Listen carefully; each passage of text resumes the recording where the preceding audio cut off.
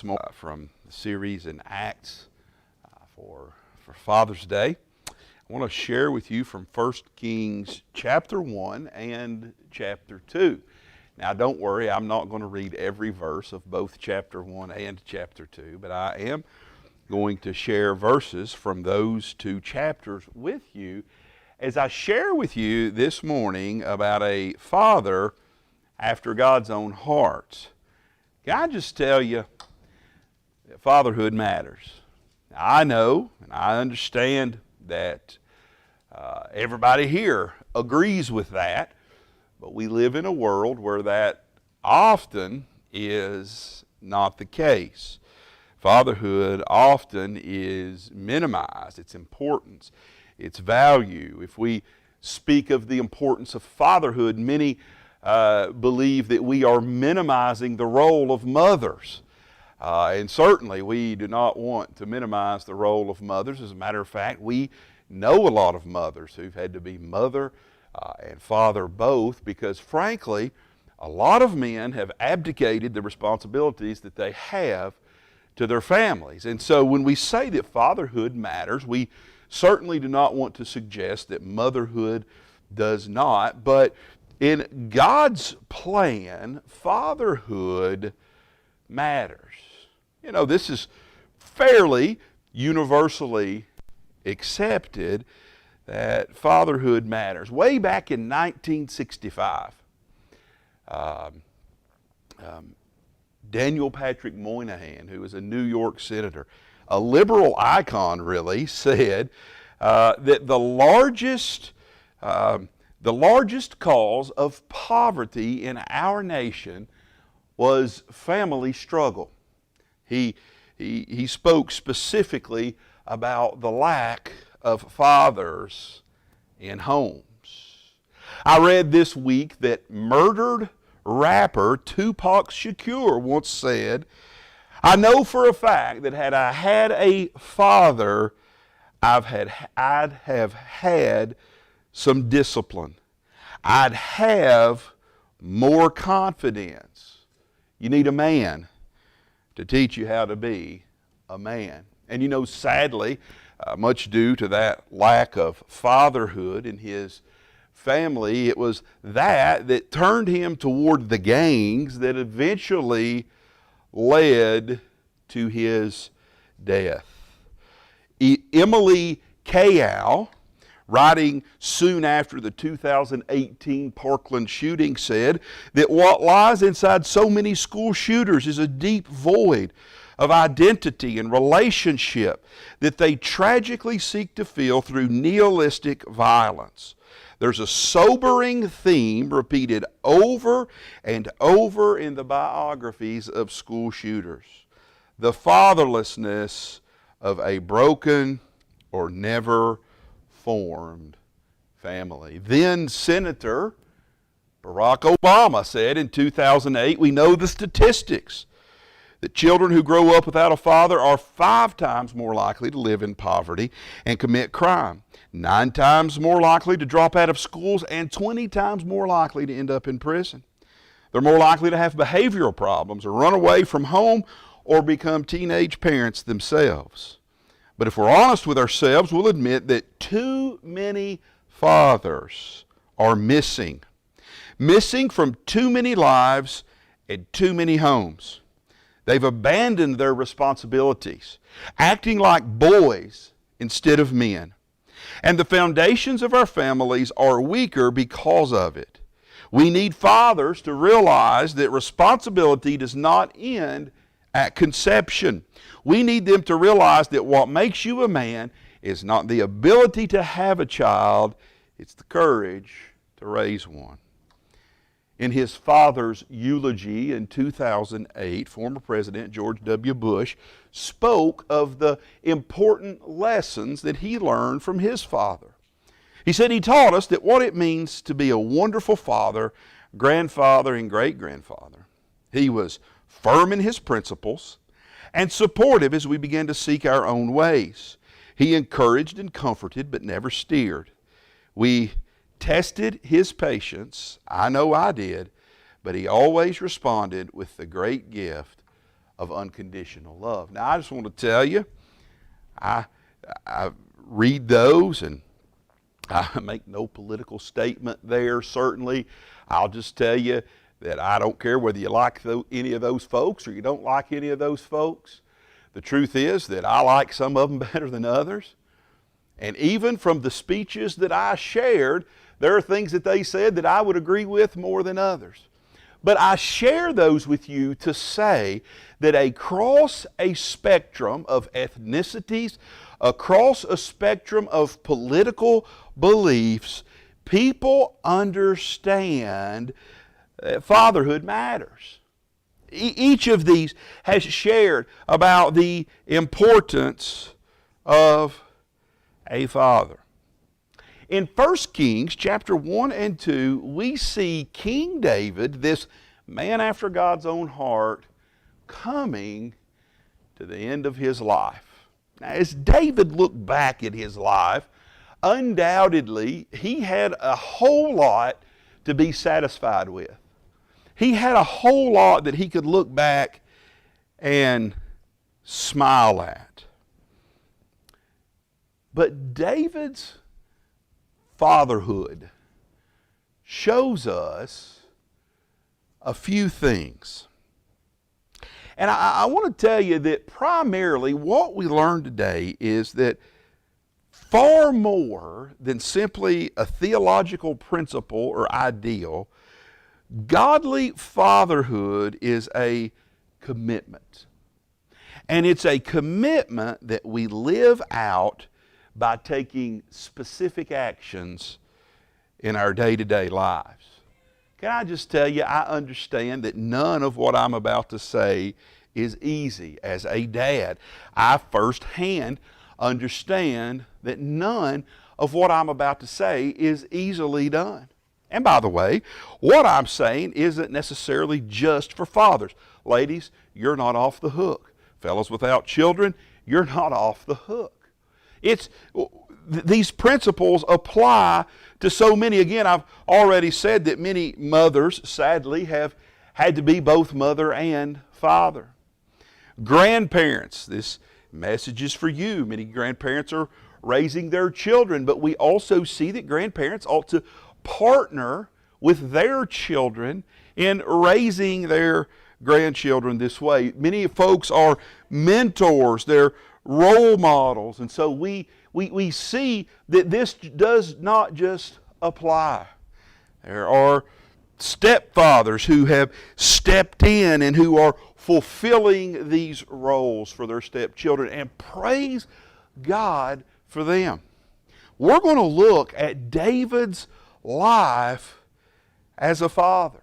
And we're going to see, again, that we need to take these specific actions. And as we do, undoubtedly, we may ask ourselves, how on earth can we do it? Well, I want to share with you, dads and others, 3 responsibilities that we have to children in general, but dads, 3 responsibilities that you specifically have to your children. And the first specific responsibility is this: correct their misdeeds. Tell them when they're wrong. Point out where they have fallen short. I don't mean exasperate them. I don't mean always fuss at them. But what I do mean is, guys, it's our responsibility to tell our kids when they're wrong. If you look in verses 1 through 5, you're going to see, I'm not going to read those verses. I want to summarize them for you, though, because what you see there is kind of weird. At least in our culture, it's kind of weird. David has become an old man. He's about to die. He cannot get warm. Now, we know that. We've seen that with folks as they get older. It gets difficult to stay warm and all of those things. And they would put blankets over David, blankets after blankets after blankets. And David could not stay warm. So what did they do? Well, they brought in a beautiful young woman to lay beside David to keep him warm.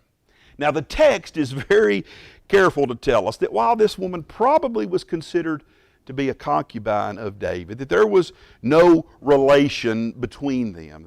There was nothing that would have been inappropriate there, at least not in their mind. But folks during that day considered the body heat of another person to be medicine for somebody who was old, for somebody who was sick. And so we see that this has happened. David has come to the end of his life. And I can't help but wonder if he had regrets as he looked back over his life. He'd accomplished much, you know that. He'd killed Goliath. He'd built a great army. He'd captured Jerusalem and established it as the capital. He had unified the Jewish people, and he was referred to a man after God's own heart. Really, the main question in everybody's mind as this was written was simply this: would God's blessing on Israel continue after David's death? I tell you what, fellas, I don't always, but I want to walk so closely with the Lord that my family wonders, will the Lord still be with us the way He is after Dad's gone? That ought to be our goal. We ought to want to walk that closely with the Lord, and that was the question here. Will God continue to bless? Will God continue to be with us after David is dead? Not only his family, but the whole nation wondered that. I can't help but think, though, that David had regrets about fatherhood. Let me tell you why. His son, his oldest living son at the time, Adonijah, had decided that he was going to become king. Now, David had already said that Solomon would be the king. It was God's will for Solomon to be the king. But Adonijah didn't care. He wanted to be the king, and he was willing to fight for it. Adonijah was willing to stand against both his father and God in order to become the king. Why on earth would Adonijah have done this? Well, I believe that the key to it is found in verse number 6. Verse number 6 says, "And his father had not displeased him at any time in saying, Why hast thou done so? And also he was a very goodly man." That means he was a good-looking fella. He was a good-looking man, and his mother bare him after Absalom. In other words, like his older brother Absalom, Adonijah was a good-looking guy. I can't help but imagine that Adonijah was like the stereotypical indulged brat who thought that he ought to have everything he wanted, and he ought to have it whenever he wanted it. I mean, he was a good-looking guy. And on top of that, that probably got him a lot of attention. And on top of that, his father never told him no. His father, the Bible tells us, never corrected him. It says that he never displeased him. He never disturbed him by telling him no. Now, I just want to tell you, I know parents, it seems to me, that their purpose must be to frustrate their children, because nothing they do is right. Nothing they ever do is good enough. And we certainly don't want to be that way as parents. But we want to tell our children when they're wrong. And for whatever reason, David had never done that. You might think, really? Never? Well, that's what the Bible tells us. But I want you to think about the evidence. Now, I won't ask you to flip there, but if you want to take a note of this, well, there's a lot of interesting information in 2 Samuel, beginning in verse 13, particularly verses 13 through 15, that tells us about David's fatherhood style. And sadly, we see that Adonijah was not the first son whom David had never corrected. Some pretty sordid stuff frankly. If you turn to 2 Samuel chapter 13 and read, here's what you'll see. David had a son named Amnon. Now, can I just tell you, some of this stuff is gross, but it's true. It happened. David had a son named Amnon who had a half-sister, Absalom's little sister, named Tamar. And what Adonijah did is he became attracted to Tamar. Now, yes, I understand that Tamar was his half-sister. However, he became attracted to her. He became so attracted to her. He became so consumed with his lust for her that he faked sick. He actually made himself sick. He, I think, probably began to drive himself crazy with his lust for his half-sister. But he pretended to be worse off than he was, so that his sister would cook for him and would take care of him. And he invited her to his chamber to take care of him. And when she came there with the intention of doing nothing but taking care of her brother, he took advantage of her. He forced himself upon her. After he did that, Amnon may be the first recorded example of victim blaming. He realized what he'd done. He understood that it was wrong. He was disgusted with himself. But because of his disgust with himself, he began to hate his sister. He began to blame her for what had happened, though it clearly was his fault. He should have married her, but he refused to marry her. Instead, he threw her out for her to make her way the best that she could in the culture in which they lived. A culture, by the way, that would have said because of what had happened to her, it would have given her very few choices. The Bible tells us that she lived in the house of her brother Absalom. After this, though, what did David do? One of his sons had forced himself on one of his daughters. He had cast her out. What did David do? I bet you can guess. Absolutely nothing.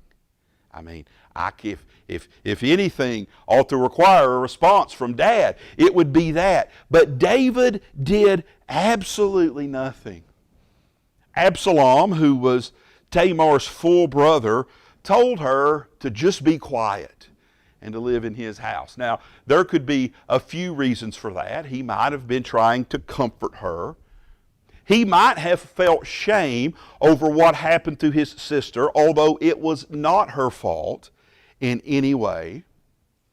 But definitely one of the reasons that Absalom told Tamar to be quiet is because he carried a grudge for 2 years. And 2 years later, when everybody thought that it was okay and everything was just fine, he invited all of his brothers to a party, and he had his brother, his half-brother, Amnon, killed. He exacted vigilante justice on Amnon. David was dejected. He was cast down because Amnon had been his favorite son, and possibly because he understood that his inaction, that his refusal to tell his children no and to punish them when they need punished had led to this thing. So did David learn his lesson? Nope. He sure didn't. As a matter of fact, David did not offer anything near the same forgiveness to Absalom that he had offered to Amnon, and Absalom was forced to flee. When he finally came back to Jerusalem, King David, his father, did not speak to him for 2 years. You read in 2 Samuel chapter 15 that Absalom spent 4 years at the gates of Jerusalem campaigning against his father. He insisted that there was no justice to be found in Jerusalem. He wasn't just launching a political campaign. He was rejecting his father. He was disrespecting his father.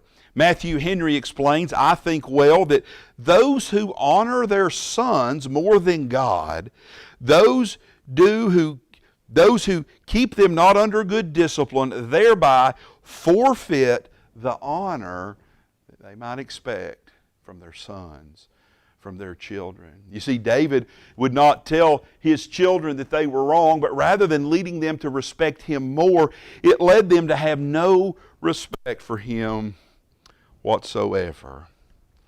Absalom became popular. Many people wanted him as their leader. He became king in Hebron, which was the former capital city. He marched on Jerusalem. Rather than meeting him and talking with him and reasoning with him, his father David fled the city. He left only a spy and 10 concubines. In an effort to further discredit and disrespect his father, Absalom set up his tent on the roof of the palace and raped the 10 concubines. I told you this was a sordid story. It's a terrible story. And much of it comes about because David would not tell his children no. In doing this, Absalom symbolically claimed David's throne, but he also destroyed any hope that there might have been for reconciliation. They went into battle. David asked his soldiers, take it easy on the boy. And when David's armies defeated Absalom's army, Absalom fled on a donkey. A lot of commentators, a lot of theologians point out the tragicomedy, the tragic comedy of this. You remember I told you that like his brother Adonijah, Absalom was a good-looking boy. He was kind of a pretty boy, just to tell you the truth. He had very long, flowing, pretty hair. And as Absalom fled from his father's army, that hair got caught up in a tree, and Absalom just hanged there in that tree. He hung there in that tree. Now, David had asked his armies to go easy on him, and everybody did except for Joab, the commander of David's armies, who thrust a sword into the heart of Absalom. David said that he wished that it could have been him who died instead, but it was too late. His failure to correct his sons had led to tragedy. Folks, this is a miserable story. It's sordid details, and it's just frankly gross in a lot of ways. And the truth is that the things that we face oftentimes are not to this level. We certainly are not kings, and we don't have armies and all of these things. But dads, it is our job to correct our children when they are wrong. Let's think of some things that are closer to our world. Is that bad grade always the teacher's fault? Or did our child not do what he or she was supposed to do? Do we hold our child accountable? What about your lack of playing time? Is it always the coach's fault? Or is it because you're not willing to put in the effort that you need to put in? Now, I understand that not every coach is perfect either, but still, if our first reaction is not, how can you do the right thing, but how is this somebody else's fault, we're leading our children in a bad direction. What about this? Is conflict with another child always that child's fault? I mean, listen, the truth is, our babies are not perfect either. But you know the truth beyond that too is this. If your child is not in danger, even if it is the other kid's fault, let the kids work it out. You don't have to jump in and settle everything. And certainly leave it off of social media. Listen, the Disney Channel and sitcoms would have you to believe that if there's conflict between father and child, that it's always the father's fault because he's a buffoon who doesn't know nearly as much as his enlightened children. But folks, conflict is not always there. Dads, listen, we need to be able to admit when we're wrong. But we need to teach our children to do the same thing. And so many parents have had children who have cast away the faith. They have lived in ways that show that they never knew the Lord. They live in ways that contradict the Scriptures at every turn. And so many times we are afraid to say, I love you, but you are wrong. Folks, we have to love our children. And one of the ways that we love our children is by telling them that they're wrong. And listen, here's what it comes down to. It comes down really to one question, Dad. Do we have the stomach for discipline? We better have the stomach for discipline, unless we want to one day regret the circumstances. So our first responsibility is to correct our children's misdeeds. But the second one is to honor their mothers. We had better honor our children's mothers. Let's read beginning in verse 17. Speaking of Bathsheba, the Bible says, And she said unto him, My Lord, thou swearest by the Lord thy God unto thine handmaid, saying, Assuredly Solomon thy son shall reign after me, and he shall sit upon my throne. And now behold, Adonijah reigneth, and now my lord the king, thou knowest it not. And he hath slain oxen and fat cattle and sheep in abundance, and hath called all the sons of the king, and Abiathar the priest, and Joab the captain of the host. But Solomon thy servant hath he not called. Thou, my lord, O king, the eyes of all Israel are upon thee, that thou shouldest tell them who shall sit on the throne of my lord the king after him. Otherwise it shall come to pass, when my lord the king shall sleep with his fathers, that I and my son Solomon shall be counted offenders. Bathsheba had been speaking to Nathan the prophet. Nathan was the prophet who oftentimes would tell David when he was wrong. Here in this case, Nathan goes in with Bathsheba and they speak to David, and Nathan explains to him what he needs to do. This is the same Nathan who, when David had committed his sin with Bathsheba, he said to him, you remember he told him that story about the little ewe lamb, and David became angry and said, I'll have this man executed. And Nathan said, you are the man. Thank God for a man of God who was willing to tell even the king when he was wrong.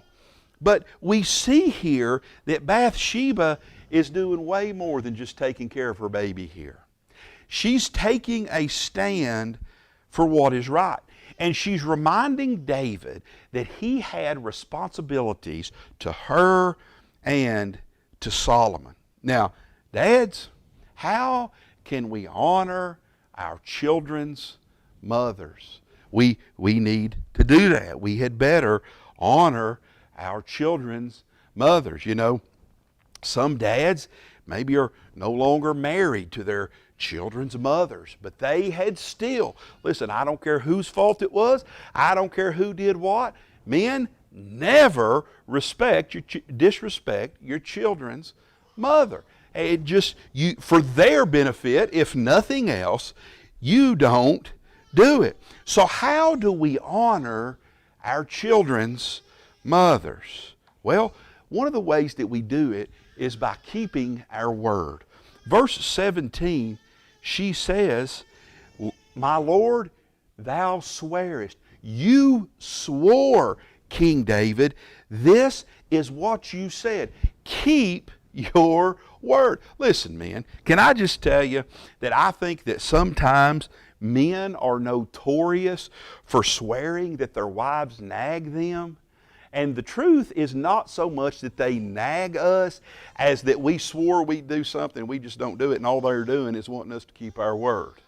Is that true? I won't comment. It's true at my house sometimes, right? You know, it's like the meme that you see on social media, right? Listen, ladies, if your husband said he'd do something, he'll do it. There's no need to nag him about it every 6 months. You know, I mean, it's true. We need to keep our word. If we say we're going to do something to the best of our ability, we better be sure to do it. And by the way, verse 18, she says, thou knowest it not. She says, Adonijah's doing this. Adonijah's trying to rule. Adonijah's trying to take over. I know that you didn't know about it. But now that you do, it's time for you to do something about it. The truth is, I know a lot of men who would rather just stay ignorant and not know about things because they think that if they don't know, that they don't have any responsibility. But we see here clearly that when David found out what was happening, it fell upon him to act. It fell upon him to do something about it. And by the way, guys, let me just say this. Sometimes we don't know what's going on because we've not committed to spending time with our wives and with our children. Sometimes we learn things that are happening just by spending time with them. So we honor our children's mothers by keeping our word.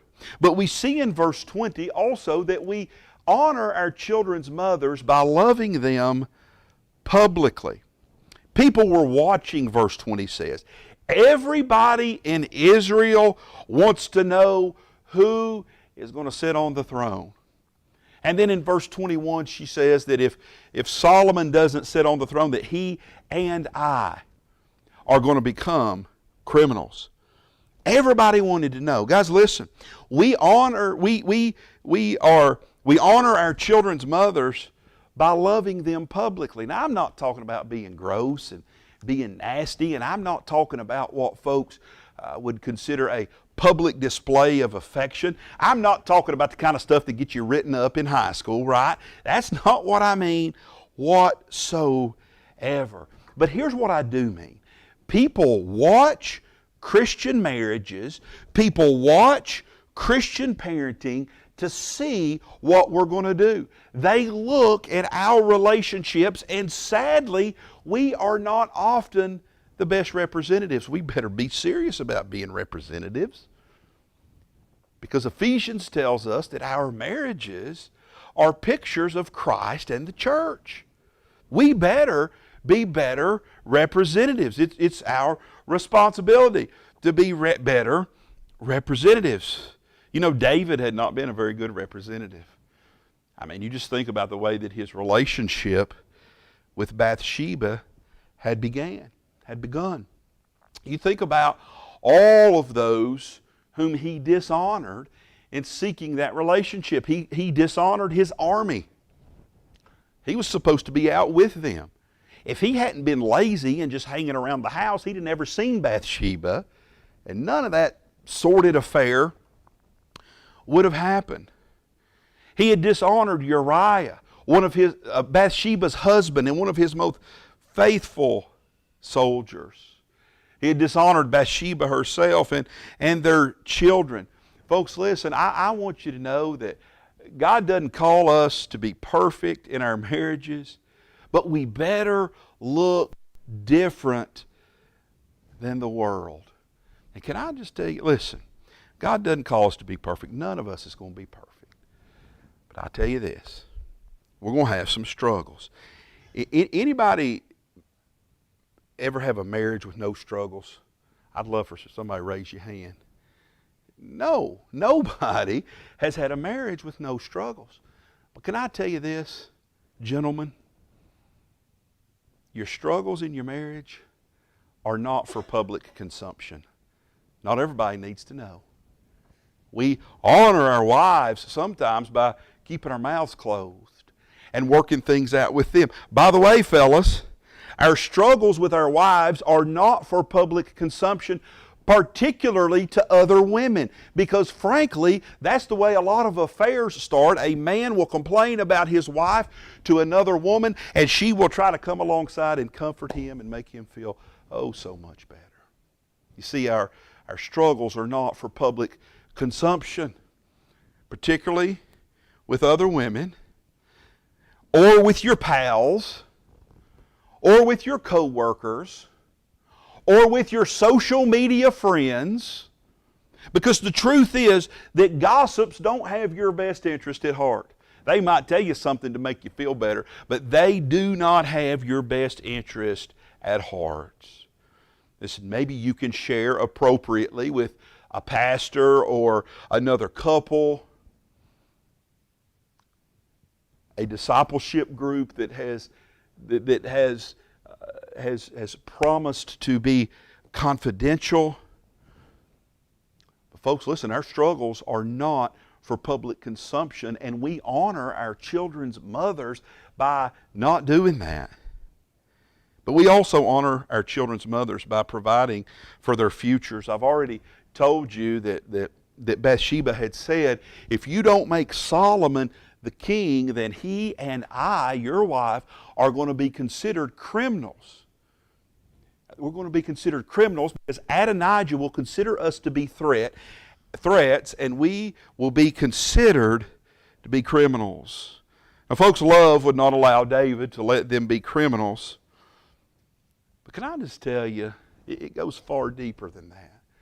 Gentlemen, can I tell you, it's our responsibility to provide for the future needs of our wives, the current needs and the future needs. And I understand that a lot of ladies now have options and able to do those things, and praise God for that. But men, listen, ultimately it's our job to make sure that those needs are met.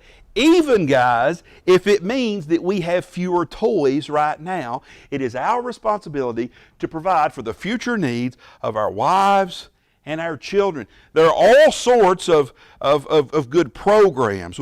Southern Baptist Convention, for example, has Mission Dignity that benefits the widows of pastors, maybe who didn't make a lot of money and weren't able to contribute to retirement accounts and those kinds of things, and those are wonderful programs, and I thank God for them. But fellas, listen, ultimately the responsibility falls on our shoulders. I'll never forget when I was working in the factory, we had a personnel director who was a Christian. He was a pretty faithful Christian. Everybody knew that about him. But we had the opportunity to buy some long-term disability insurance. And I'll never forget what he said. He said, listen, I'd buy long-term disability before I bought life insurance. I want to be taken care of. Somebody else can figure out how to bury me. Well, folks, guys, let me just tell you, if you want to leave your wife grieving and trying to figure out how to pay for your funeral, when you have options not to do that, that's your business.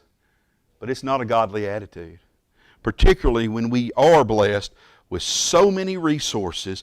And our biggest hindrance, the biggest thing that stands between us and fulfilling our responsibilities oftentimes is not lack of resources. It is sinful self-indulgence. It's YOLO. It is live for the moment that prevents us from fulfilling our responsibilities. Men, honor your wives. Keep your word to them. Don't let anybody doubt that you love them. And sacrifice to provide for their present and future needs. Let me tell you just real quickly, the third responsibility is to leave them a legacy. We often think that a legacy is about us. But no, a legacy really is about God. Let's look at chapter 2. I want to begin reading verse number 1. Now the days of David drew nigh that he should die, and he charged Solomon his son, saying, I go the way of all the earth. Be thou strong therefore, and show thyself a man.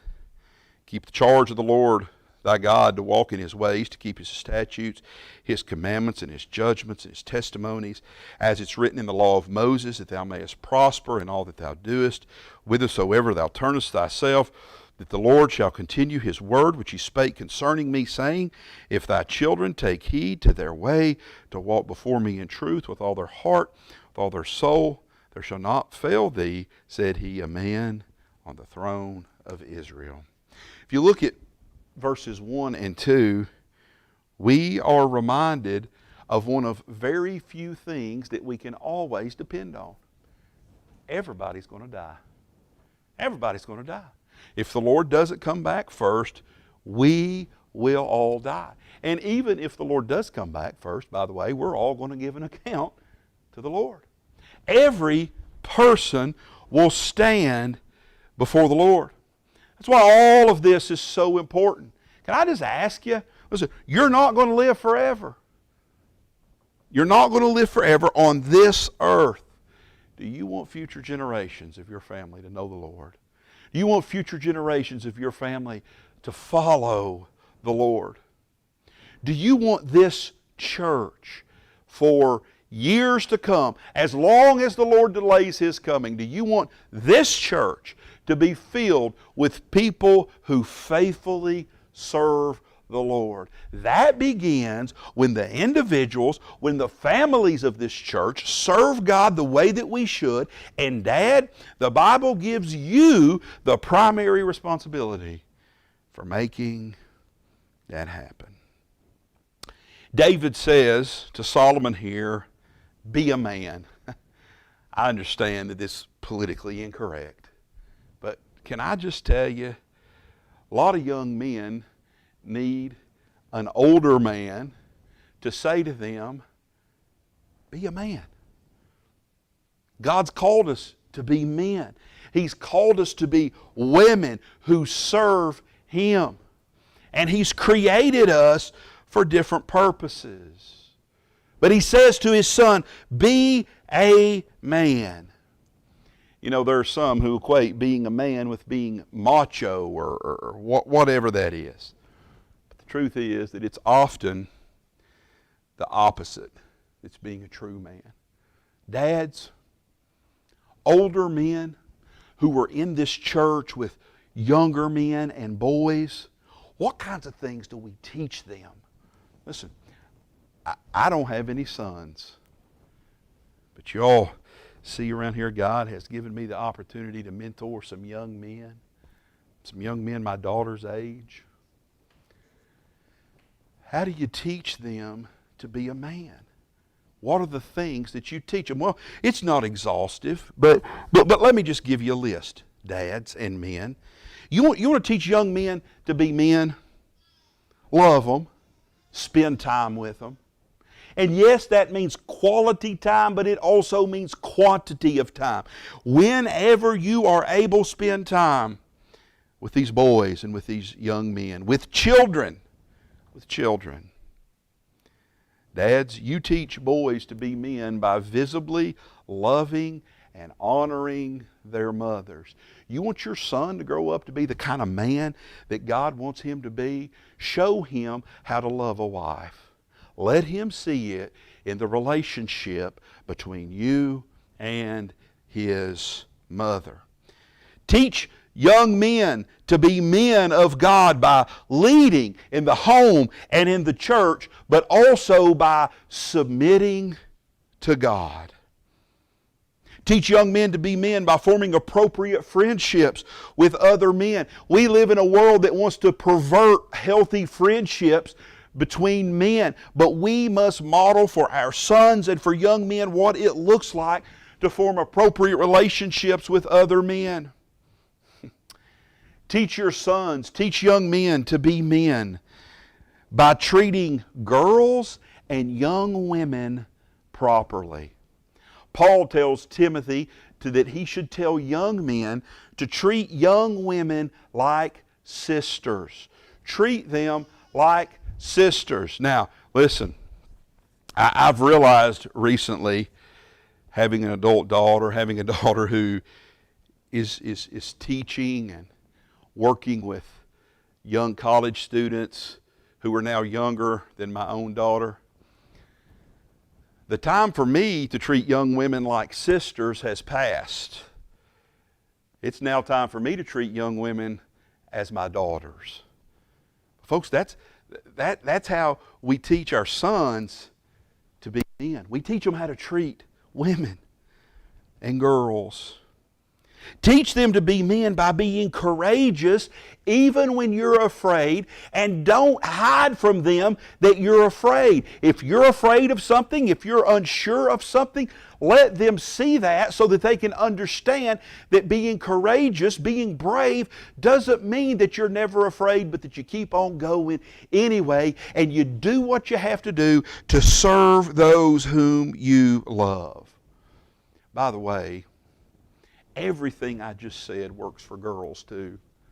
I don't want to teach my daughters to be men, certainly, but I do want to teach them to be young women of God. I still had better be spending time with them, loving them, spending time with them. Kaylin did the same thing. Carly has come to that point where it takes her about 30 minutes to say what most people could say in 3, because every detail, and you go back and forth, and sometimes you want to just beat your head against the wall, but you know what you do? You just sit and listen. And you know why you sit and listen? Dad, because you never want to be the kind of dad that your daughter doesn't feel like she can talk to. And so you sit and you listen.